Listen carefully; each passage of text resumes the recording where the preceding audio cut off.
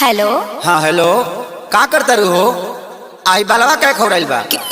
और में से कौन हकरा बहनी के कहाँ के हो? केहू ना हो, हम आनर है नंजैया खानी मारे लगे अभी।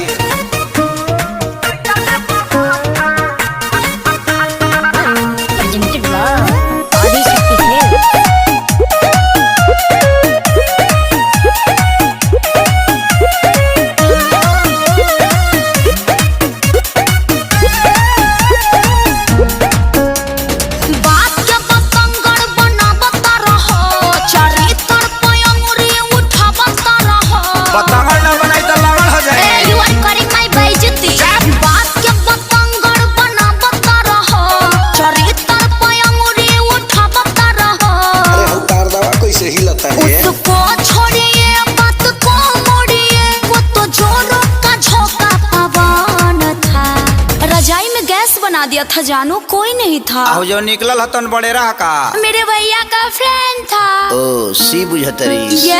शुरू से ही तेरा बिगड़ा रहा सच्ची सच्ची बता दे कि रजाई में कौन था।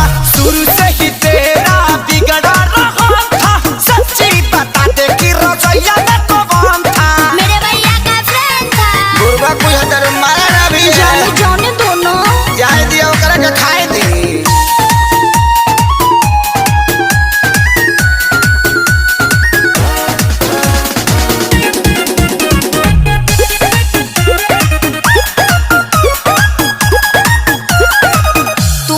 हवा तू ही रहबा धड़कन परान हो, ऐसे जाने कर सैया से नूर के अपमान हो। यू आर वेरी गंदा।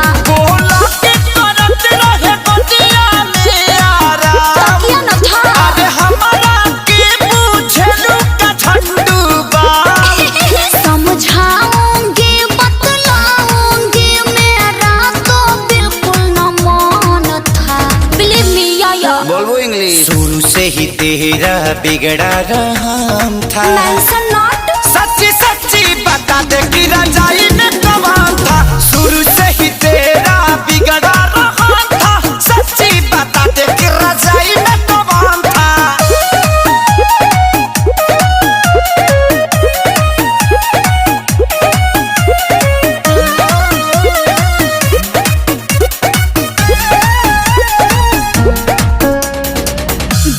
जनले बिना सुनले आहे पकर ये धर तार। काहे अखिलेश सजनवा वीडियो कॉल पर लड़ तार। देखिए हम लूच जाएंगे।